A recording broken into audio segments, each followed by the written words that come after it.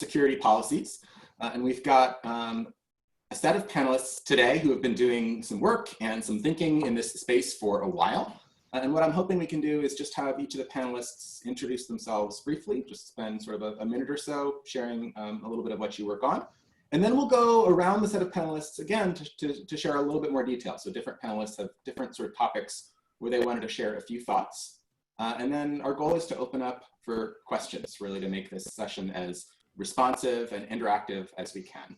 So folks can unmute and ask questions here or into the Whova Q&A box. So with that, I will introduce myself. I'm Josh Mandel. I'm a physician and a software engineer. I'm the chief architect at Microsoft Healthcare. And I've been thinking a lot about fine-grained security policies over the last couple of years, particularly through some of my work with the Argonaut project, where we've been working on data access for apps that patients or clinicians can connect to EHRs. And up to this point in time, our access has been tied to FHIR resource types. So I want to get access to patient resources, but not to observation resources, that kind of coarse-grained policy. But there's a very strong interest in doing better. So that's a little bit of what I'm hoping to explore with the group today. And so having introduced myself, let me turn it over to Nikolai to introduce himself. Hello, everybody. So I'm Nikolai Ryzhikov, and I'm CTO of Health Samurai. So we are doing the FHIR backend as a service. And so we started thinking about access control from the beginning, because we supposed that our backend is going to be used as the only backend to build the application and some healthcare systems, informational systems, and the access control is an important aspect of this. So I wrote the article maybe more than a couple of years ago about the access control. So we did some implementation of declarative access control in 8box. I will share it later, but we're still not satisfied. There's a lot of different cases, and we want to make it as declarative as possible and probably as interoperable as possible. So I hope that we will come up to some interesting ideas and maybe bring something new to the standard. That's everything. Awesome. And then let's pass over to Michael, and then who's John? Yeah, and I'm Michael Hanson. I'm also with Microsoft. I'm a program manager in the Health Cloud and Data team that work on our FHIR services. And we've encountered this problem many times. Customers want to create some kind of fine-grained access control, but we've had a really hard time getting like a consistent use case or set of use cases that would sort of generically allow us to go implement something. So we've been a little bit, we've gotten stalled on this a little bit, just to be frank. The other thing that we found very difficult is from the perspective of being a FHIR service where we're not part of an EMR, and we use an external identity provider that's not necessarily baked into our service. In our case, it's Azure Active Directory. We've had a hard time that when a user comes in, we're presented with a token. How do we figure out what role this user or principal or whatever it is that's coming in, what role they play within the FHIR server? Is this a patient? Is this a practitioner? Is it a device? Is it something else? And how can we define relationships between resources that they could have access to, given who they are? But it really starts with this first thing of like allowing us to know, once they arrive at the FHIR server, who they are and what is their role within the FHIR server. And I think some of the things that have been out there based on adding custom claims to tokens and so on to identify who they are in the FHIR server, I think those are problematic, they're tricky. People don't always have control of that identity provider. And so we've been trying to think of ways where we could say, here's a way to define within our server, somebody comes with this token, given these claims, you can connect them to a specific resource, for instance, in the FHIR server and so on.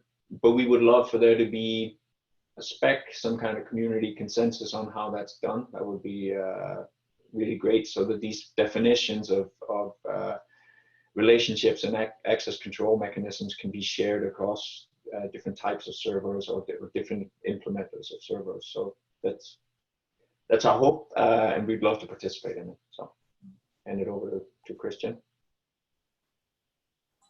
Yeah, I'm Christian from FHIR. I am the lead developer of our Vonk FHIR server.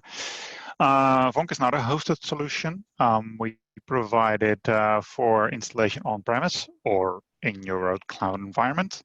And therefore, we choose flexibility first, where you get to choose your favorite database, and the same goes a bit for your authorization server. Like Michael said, we are a pure FHIR server, and the authorization part is often already available at the customer, and Vonk just needs to integrate it with whatever it happens to be.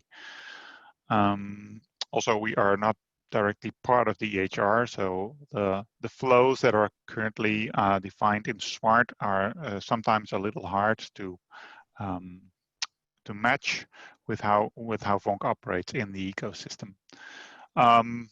We also provide a facade, and we see customers opening up their entire clinical data repository through Vonk, and they then have questions on how to have more fine-grained control, because people reading observations is fine, but reading all observations is not fine. So yeah, so we get questions from customers on how to solve that, and there is no definitive answer on that. It's just then you get a homegrown solution, and obviously we want to guide them in that, and hopefully also provide standard implementations for them to use out of the box. Beautiful. So what I think I'll do is share, first of all, my screen and a slide deck. And this is something that's public, so folks who want to follow along next to it, there should be a link in the bottom corner. So bit.ly/FHIR20-fine. And I wanted to use this, first of all, just to talk about a couple of existing standards efforts in this space. But to be perfectly clear, this is not a solved problem today. So the things that I'm going to point to are early standards efforts that I think we could learn from as a community, and where we may want to contribute and build off of. If nothing else, it's just helpful to know what else is happening in this space. So there's a couple slides here that talk a little bit about use cases. I won't dwell on them yet because I wanted to share some background, but we listed some themes for discussion in case some of these spark interest. I'll encourage folks in the audience to think about these and other questions that you might have. So those are in the deck. But what I wanted to do just in the next 2 or 3 minutes is provide some background on 3 existing efforts that are standardizing or working to standardize aspects of fine-grained access control. So the first one is sort of an extension to OAuth, particularly around the concept of scopes. That's called rich authorization requests. The second is a deeper set of profiles building on top of OAuth called user-managed access. And the third is just blowing up the OAuth2 specification entirely and starting over again, trying to build some of these concepts into the core of a new protocol called OAuth XYZ. That's the sort of proposed name. So let me say a couple things about each of these, just to give you a flavor for what's there.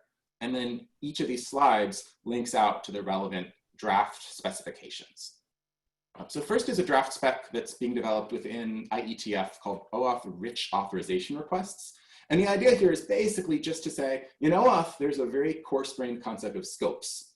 You ask for scopes when you connect an app, and a scopes list is just a list of strings. So it's just a flat list of strings. And the idea here is, well, we could do better. We could provide a richer model for access. Rather than just saying, define whatever strings you need, we say, okay, well, anywhere that you'd normally have a scope parameter, instead, you could have an authorization details parameter. And that's not just a list of strings, it's a JSON object that's sort of like this example I have here on the screen, which has things like types and actions and data types. And I won't go into detail on it, but the idea is you could ask for data across multiple resource servers by passing in a locations array. You could specify particular data types you wanted. So maybe these would be like FHIR resources, and then specific actions you wanted to do. And this is an extensible format. So in addition to just these basic keys like type and data type, you could add your own. And so you might think about building in finer grained sub constraints. That's the key concept behind rich authorization requests. Switching gears then to the UMA 2.0 specification.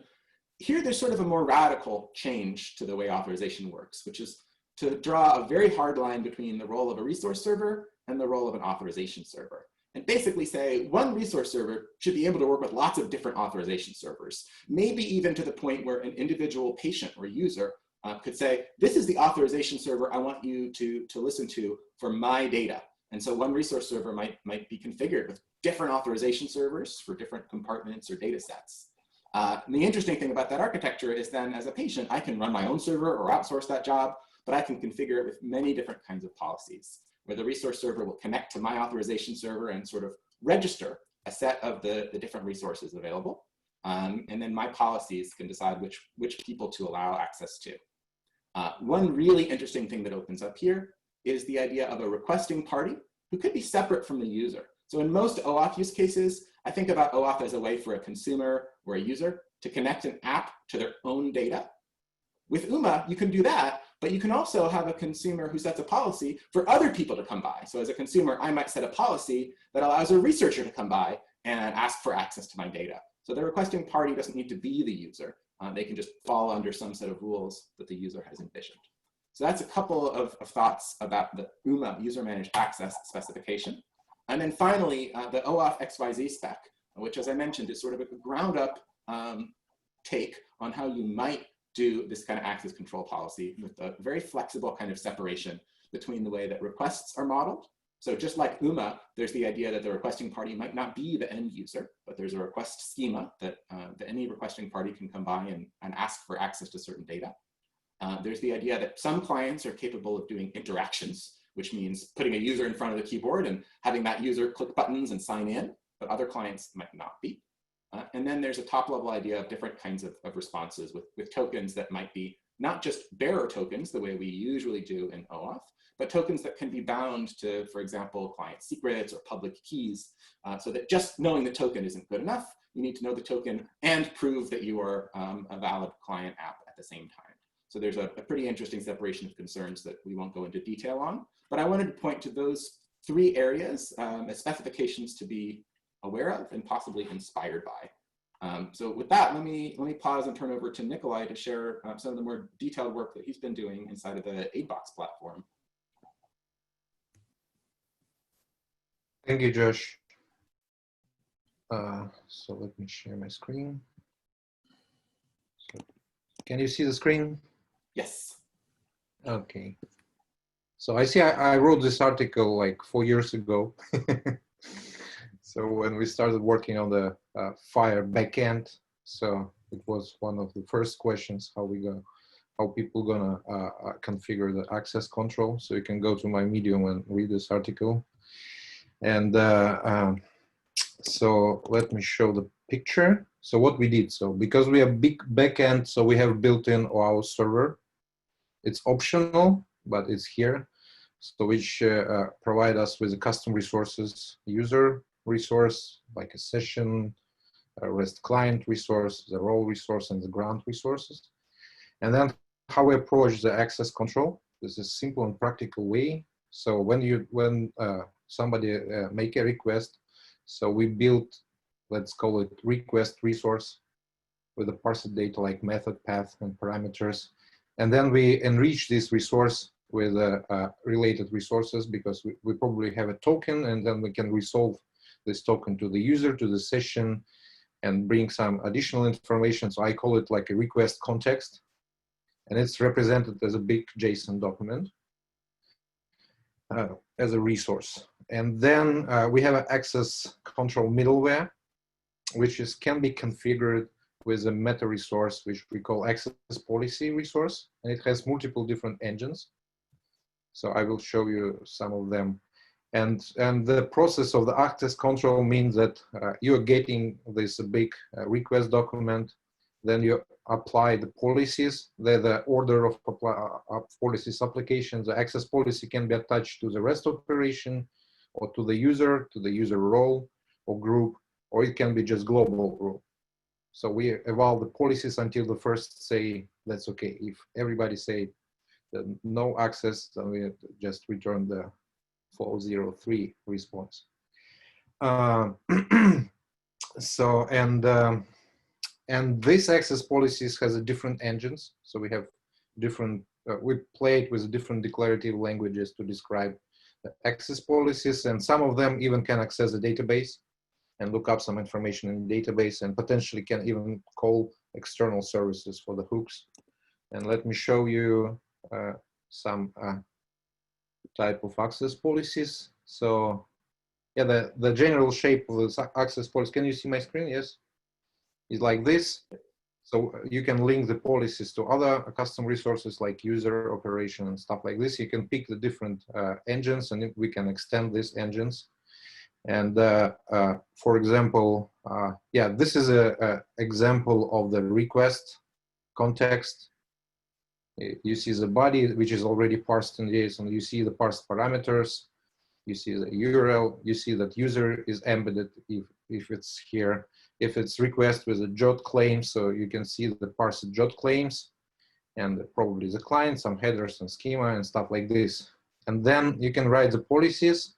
And so, for example, the simple policy, let me show you. It's a JSON schema. It's a pure functional policy. So you just write the JSON schema, and you pass this JSON request document to the JSON schema. If schema say it's okay, then the policy, so then we are allowed to access. Another type of policy is, we call it SQL engine. It's a templated SQL.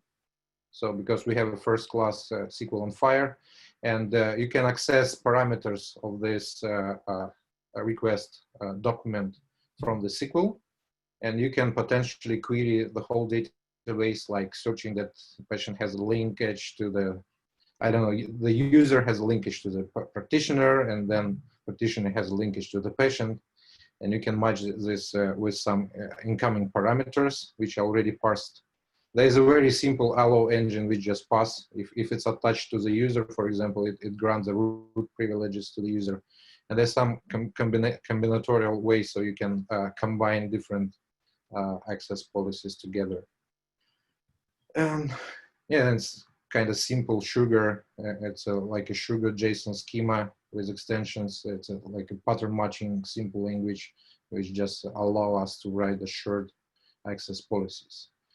Yeah, maybe I missed it, the part that, because this is a custom resources, they're extendable, and usually how we model, how we connect the FHIR world with the OAuth world. So you just add extension to the user resource, for example, to point to specific patient or practitioner or organization. So we have another resource which we call the role, and which can keep additional context information if the user can have multiple roles, and you can attach the policy to specific role. So for example, in simple case, if you just want a role-based access control, you just put this role names string array into the user and uses the string in access policy, just checking that this is admin or this is physician, and he can call this stuff. So what we see, another maybe addition to this, that the compartments are very helpful, because sometimes it's hard to write the good access policy if you have the API and you just want to restrict it, access to the global API. And compartment allow us to define the small subset of the API with some injected search parameters. And they can simplify the access control, because you can write a simple policy and say this user can access this specific compartment. And we are looking even further. So in 8box, we allow the custom compartments, and people use it a lot to help simplify the access control. And we would like to go beyond this, and what I call the introduce something like API constructors. So it's like compartment on steroids. So you can describe some transformation rules, hiding information rules, and build your API from existing resources, inject some data on write access and stuff like this. Yeah, but okay, the work in progress. So if you have any questions about this, you may ask now. And well, Nikolai, I want to ask one quick conceptual question. From the work that you've presented here, I want to make sure I understand right. The purpose of an access policy is basically to accept or reject a request, rather than to change the data that comes back. And so in other words, if I say I want all observations, rather than saying, sure, you can have all of them, and then selectively returning a subset, actually you just say, no, you're not allowed to ask for that. Is that correct? Do I understand right? Yes. So in case of, for example, when you just want some specific subset of resources, we do the following trick. So for example, because we parse the parameters, for example, the search parameters, your access policy can enforce specific parameters. For example, the specific filter. So you can list, you can say that your access policy will pass only if you list this specific parameter. So we don't want to change the behavior of the REST endpoints because we will go against the REST. So, yeah, this is hard word. So, but the policy can enforce the parameters. Policy can check, for example, that the user can see the patient list, which is, or encounters list, which is filtered by practitioner ID.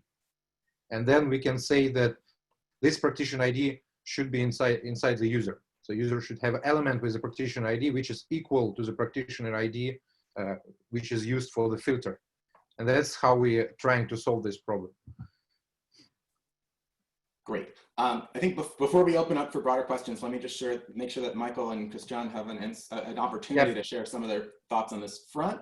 And I know that Michael's going to have to leave 10 minutes before the end of the session because he needs to be ready for his next session. So I want to make sure you've got a chance to go first. Yeah, I just had, it's really interesting. I latched onto this concept that you mentioned of basically like an expanded view of the compartment. I think this is along the ideas of what we've been thinking, that right now in FHIR, there are these predefined compartments. It's only HL7 that are allowed to create new compartments, but we could think about a lot of this access control around an expanded definition of the compartment as being like a parameterized view of some subsection of the data, which could be right now we have the patient compartment parameterized with the patient ID or the practitioner compartment, but it could be something, it could be a more elaborate compartment. So it could be a nurse's compartment, but where they can only see patients for whom they're in their care team or something, right? That it's defined through some graph relationship between the resources, but there's a parameter or one or more parameters that define these entry, that defines how this slice or subsection of the data is parameterized. And then we would then, as a companion to that, have a way to define rules so that when the token arrives, you can say, well, we will define that parameter, like the patient ID. What you actually need to do is you need to take this claim in the token and look up if there's a patient with that identifier, and then that is how the slice is parameterized. So if we had this sort of expanded view and ability to create these slices themselves, and then what we had imagined doing was basically exposing these slices or subsections of the data as their own endpoints, or at least, you know, sub path of the FHIR server, where we might even use a different identity provider, right? It could be that in this is a consumer identity, and over here it's a different kind of identity. So I think these concepts overlap quite a bit. I like that. It would be great if we could kind of nail that down in some way where we could work on it. So that was one comment. The other thing I wanted to say was a comment on the frameworks that you introduced, Josh. I think those are really interesting, and there's some cool aspects in some of them, especially this humor thing. I think there's some stuff there, but it's important for us as a service provider or as a pure FHIR server that at the end all of that happens kind of before the token arrives with us, right? That it's about how a user might go about getting a token for themselves, or somebody else might go get a token to access a user's information. But by the time the request comes to a FHIR server, we just have some claims, right? So we really need to think about how do we provide a mechanism for connecting claims in a token to a specific user in a way that we don't require claims to be called something specific, because as Christian points out, you may come out to a customer and they have an identity provider, and that is part of that is the reality that you have to fit into. You cannot go tinker with that. So it's just a comment, but I think that's important to keep in mind. Yeah, and I think that's a great point when we think about some of these protocols. There's a bunch of standards around how do you ask for stuff, and then there's a schema, which is what specifically are you asking for? which is part of that flow. And at the end of that whole interaction, that's what matters the most, because that schema that says, here's what you're allowed to see, that's what the resource server needs to know in order to correctly enforce a policy. I think that's exactly right. And Christian, do you want to share some details about how you've gone about this inside of Vonk? Yes, I do. First of all, I had a little slide that explains a little on what Vonk looks like for those who don't know that. Let's, if I'm allowed to share that. No, I am not, but we could also go to the last slide in presentation, Josh. Yes, perfect, thank you. So Vonk is an engine that has components in the request and response pipeline that handle ultimately everything. And so we choose flexibility in that if you want to do something specific with your authorization, you can also use a plugin for that, as you can use a plugin for everything. The standard one we provide is, of course, for Smart on FHIR. Probably most of the listeners on this call have heard of that before. We take Smart on FHIR a little further already than it is defined, because you can launch within a compartment based on ID, and we already allow you to choose a filter on that. So if you think I want to have a patient with this ID, you can also say I want a patient with this identifier and provide the identifier in the token, or maybe even the identifier of its general practitioner, so the doctor can see all of his patients. To that end, the core of Vonk is we have an authorization structure traveling on that request that is ultimately being translated to a query on the database, even if you implemented that database yourself in a facade. This is a world where we also kind of live in, where this is on-premise and people have a lot of choice in what they have, also with respect to the authorization server, and we try to accommodate that. That being said, it would be handy if there were a more formalized way to express what data is accessible or not. We are very much in the FHIR world with FHIRly. So for us, it would be helpful if this were in some FHIR constructs.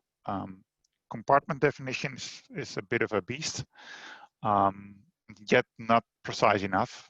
I could think of something like a combination of a graph definition with profiles, or maybe more something along the lines of a topic, which is currently being defined as part of the subscription model, where you say, this is what you can ask for, and these are the filters that are applicable to this.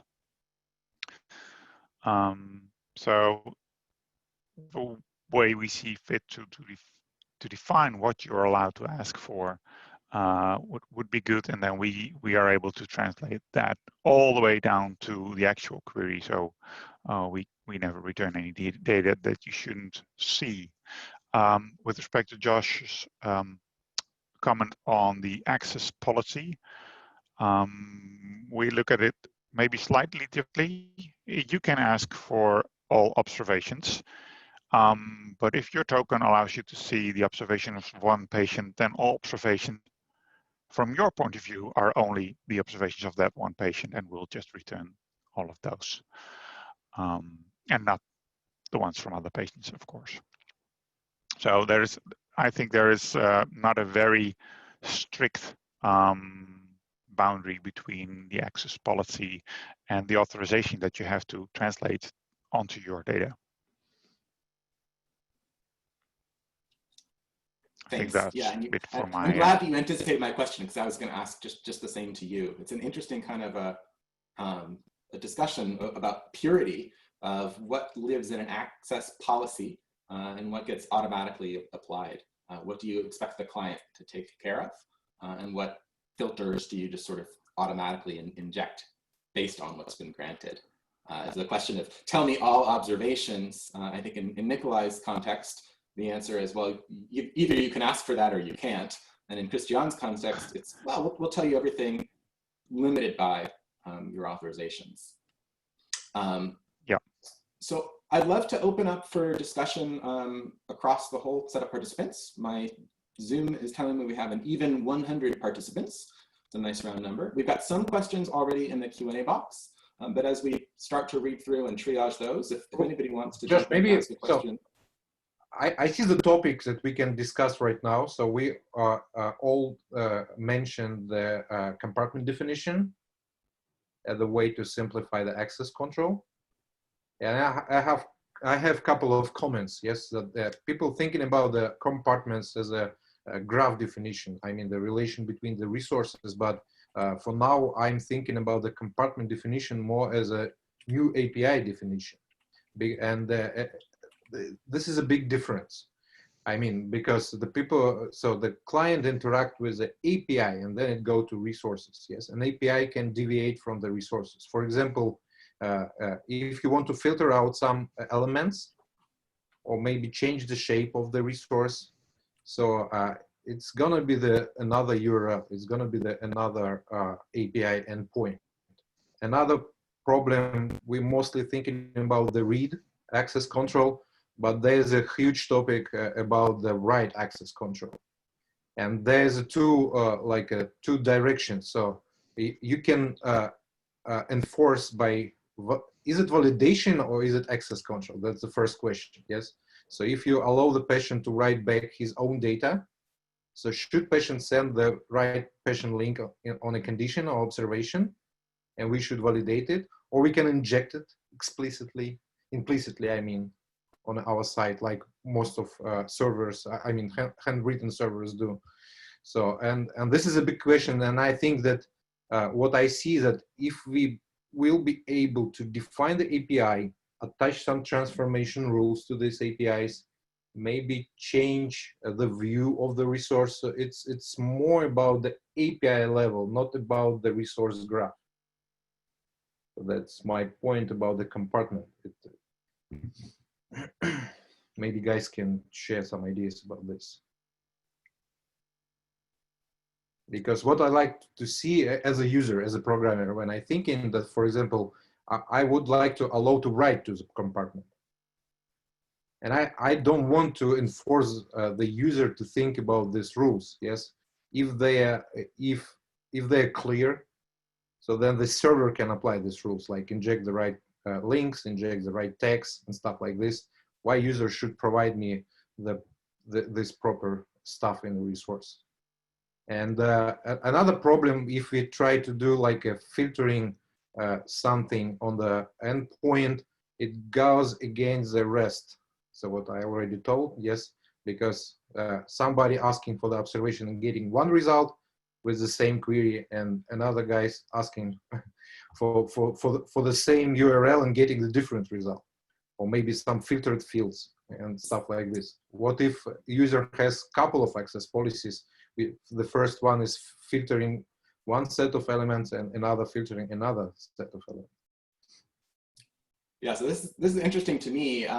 Actually, philosophically, right? I take your point that it feels impure to have the same query written in two contexts and get different answers.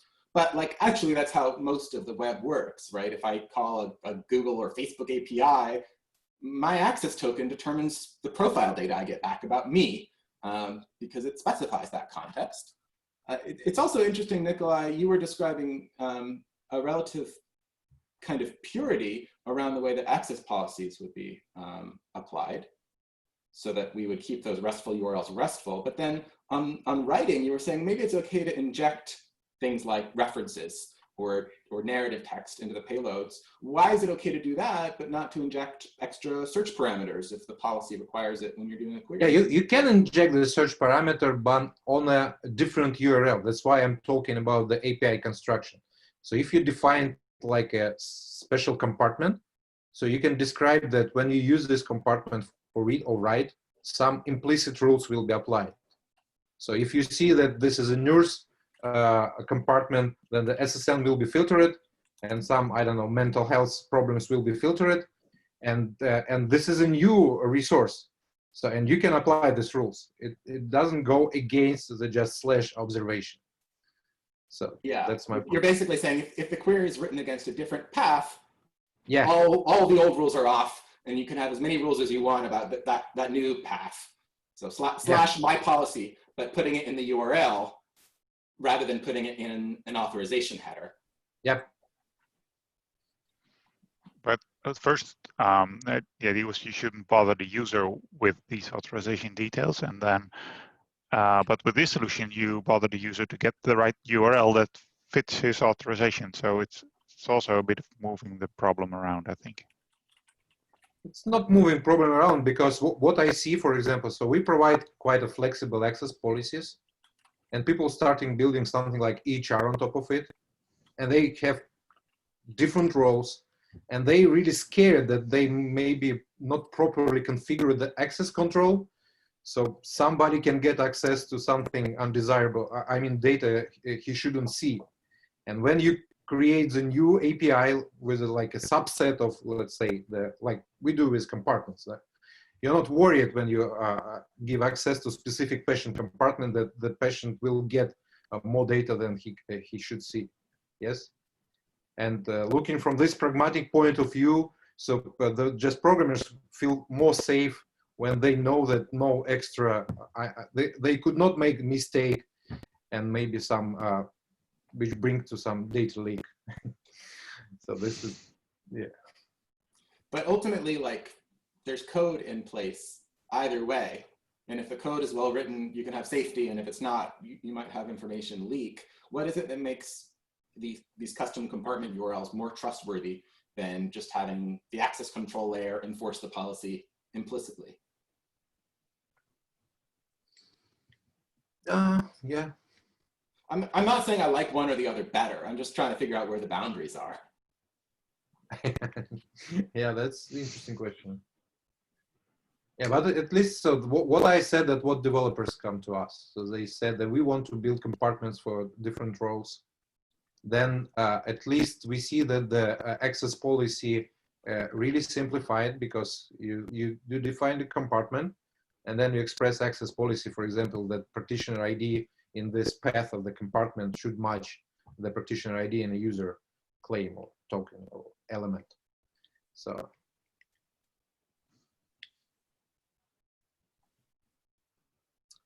I don't know. Yeah, this is a good question. But for with Facebook, you have this /me to get the information. Yes, and this is a example of like a custom API. But I would prefer to see the user /ID with some restrictions, because sometimes, I don't know, user can provide access. User can be linked to different records or stuff like this, and we see a lot of problems with that when you create this hard-coded like /patient or something like this.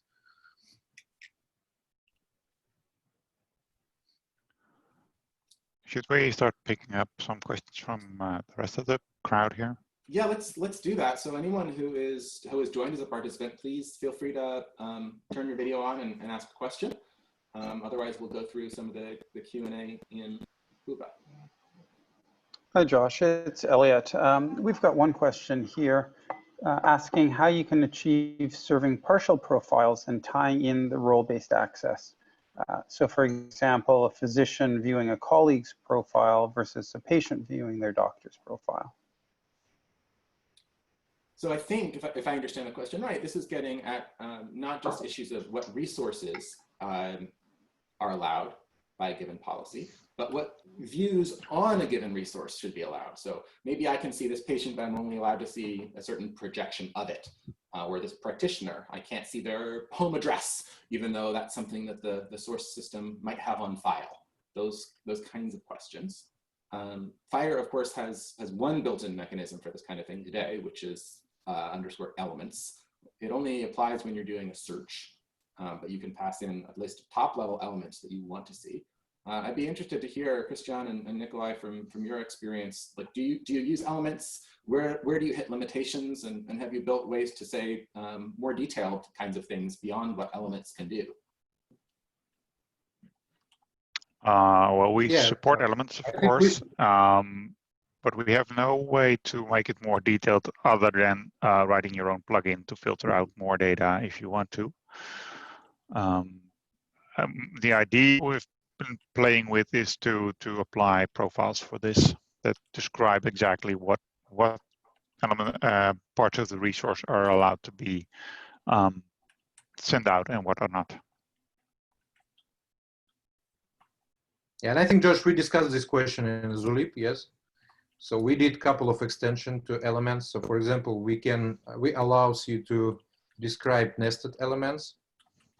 As well, we introduced the elements for included resources. So you can start the elements with a name of the resource type, and then this elements filter will be applied for included resources. And we are really thinking about introducing element for all read operations, like just reading resource and reading the history.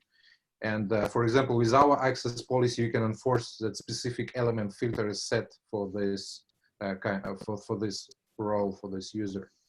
So yeah, we use elements a lot, and we have this couple of extension. Probably the FHIR standard can get this extension back from us.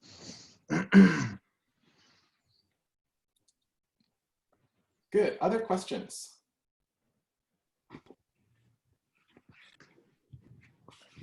Have you thought about the added complexity of a multi-tenant FHIR repository, extending access control across tenants? You know, in case this other stuff is too easy. Yeah, we see a lot of. Yeah, we had an installation which is logically multi-tenant, and there's a lot of physicians from different organizations. And so we introduced a special resource which is called role. So the user can have multiple roles, and role keep this context information so that the user can play the role of physician in a specific organization. And then you can write the access policy based link to the roles. But it's still, yeah, it's still complicated stuff, and there is a lot of things to discuss. In Fonk, this is a little less relevant. Most of our users, well, they can run it on-premise for a single organization, and if you really need to separate your stuff, the safest way is just to run multiple funks. And otherwise, you can distinguish with the security labels, and you can also use those within the search parameters or the authorization filters to make sure that given a certain token, no data of another organization is returned. Yeah, usually with a multi-tenant is coming complication that people want to share some group of users between the tenants, and then you got the problem. Yeah.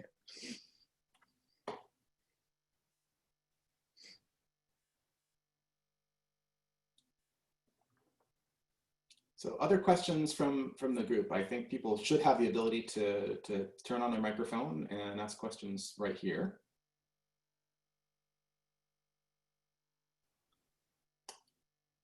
Hey guys, my name is John Long. I'm a software architect from a company called Arbor Metrics.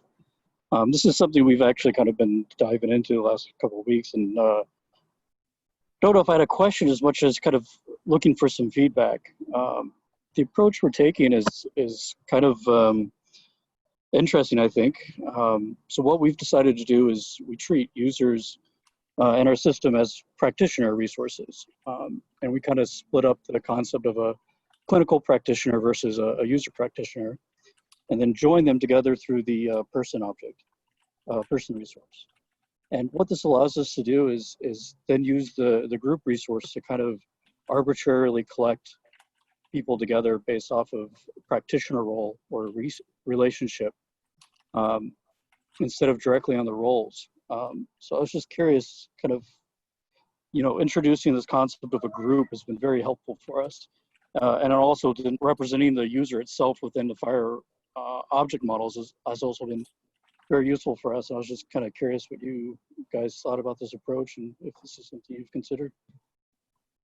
Yeah, so in general, applying policies based on a group that somebody belongs to is like a super important aspect of being able to write policies in one place and not have to propagate changes throughout the whole system. So that makes a lot of sense.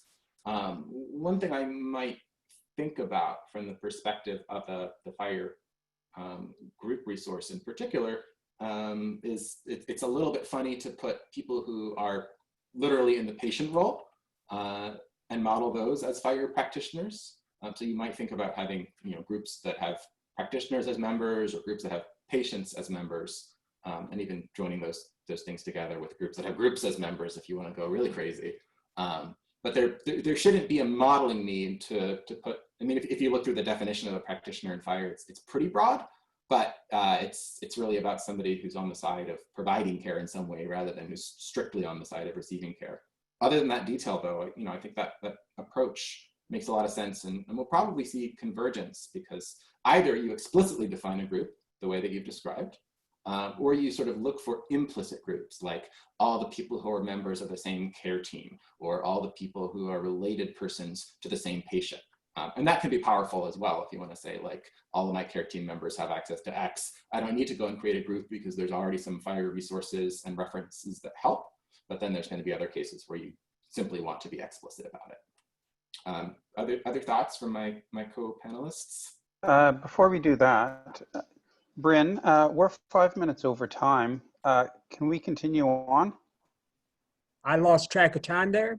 That's my fault. But yes, we are over time. If y'all want to answer a few more questions, I got nothing else going on.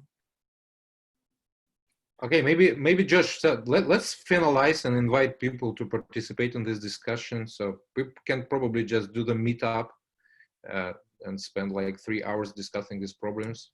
So if people interested in, and I would like to invite people to Zulip, there's a security stream, and we can discuss your question there. And let's start on. Good. So we'll move the conversation to Zulip security thread, and if there's interest, maybe set up a separate day to discuss some of these issues in more detail. Yep. Thank you so much, everyone, for joining, and Nikolai and Christian and Michael for joining me in this panel. This has been a lot of fun. Thank you, Josh. Thank you, guys. Thanks for hosting it. Take care. Sure.